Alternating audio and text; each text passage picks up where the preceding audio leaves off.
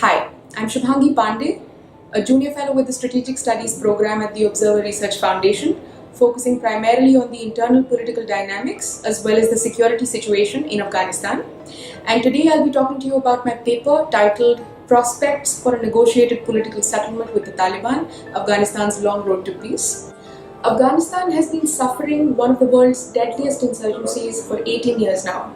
Spearheaded by the Taliban, the Islamist movement that began in 1994 as a reaction to the depredations of warlords and local commanders and the conflict between rival Mujahideen groups eventually developed transnational linkages with other radical Islamic entities such as the al-Qaeda and transformed into a full-blown insurgency by the early 2000s. Despite the continued presence of US troops and NATO-led International Security Assistance Force in Afghanistan, the Taliban have established control over 12.3% of the country's total 407 districts as of October 2018. Moreover, they have remained steadfast in their demands, primary of which are the exit of all foreign troops from Afghanistan and the establishment of strict Islamic law that would dictate all manifestations of governance in the country.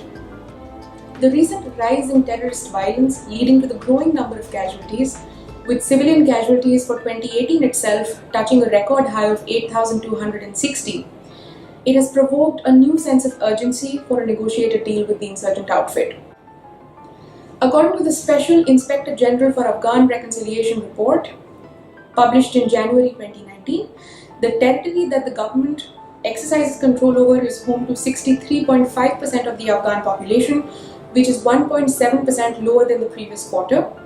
The Taliban's territorial gains, meanwhile, have translated to control over 10.8% of the total population.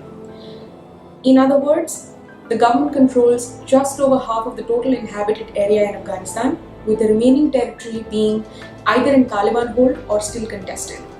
In the history of negotiations with insurgent groups in Afghanistan, it is difficult to find even a single period of sustained peace. Even in the 1980s, much before the emergence of the Taliban as a separate entity, when the Afghan Mujahideen were regularly holding peace negotiations with the Soviet-backed Afghan government under the national reconciliation policy of the Najibullah government. Talking of latest developments, the draft settlement framework outlined but not yet agreed upon by the Taliban and the US representatives, led by US envoy Zalmay Khalilzad, has been considered a breakthrough. It focuses on the insurgents' guarantee that Afghan soil is never again used by terrorists to devise attacks, in particular against the US, agreement to a ceasefire, and direct talks with the Afghan government, following which the US would initiate a complete withdrawal of troops from Afghanistan. The Taliban, however, have only provided guarantees for the first of the US preconditions and are yet to accept the rest. The present-day scenario, therefore, is of an imbalanced stalemate. In other words, whereas on the one hand, neither party is being able to secure an outright military victory, the balance of power is undoubtedly tilted in favor of the Taliban. The important point to understand now is why the Taliban have agreed to negotiate a peace deal with the US in the first place, given that they are increasingly emerging as winners in that fight against the coalition of the Afghan government and US forces. For the Taliban, engaging in conciliatory talks with the US, which is likely to precede a complete US pullout from Afghanistan, serves their long-term objective of fighting and subsequently defeating the ill-equipped and inadequately trained Afghan forces in the absence of American protection. A complete US withdrawal also serves America's limited objective of securing an exit without humiliation.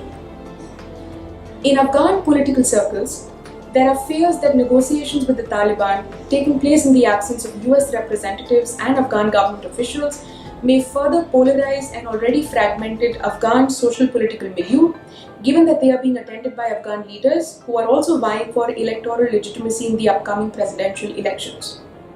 President Ghani's office has proclaimed that negotiations in the absence of official Afghan representation will further undermine the fragile Afghan political apparatus, and any peace deal that comes out of such meetings will be unable to secure government sanction at the time of implementation. The continuation of violence on the ground, therefore, is reflective of an absence of any sign of good faith on the part of the Taliban.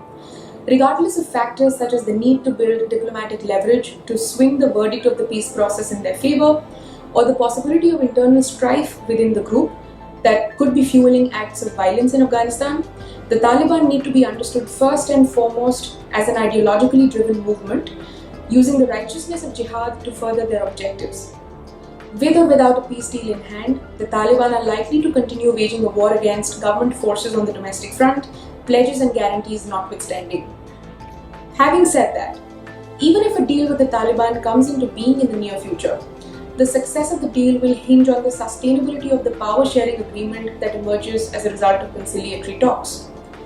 If integrated into the official decision-making apparatus of the country, it will be safe to assume that the Taliban would ensure they wield a significant amount of political power and would demand complete control of their core constituencies, such as Helmand, Uruzgan and Kunduz. If the past record of the Taliban is anything to go by, no guarantee or pledge can assure that the insurgents would not renege on their promise. With or without the US, therefore, Afghanistan will likely continue to see political instability and insurgent violence in the foreseeable future. Thank you, and for more information on the paper, please check out the link below.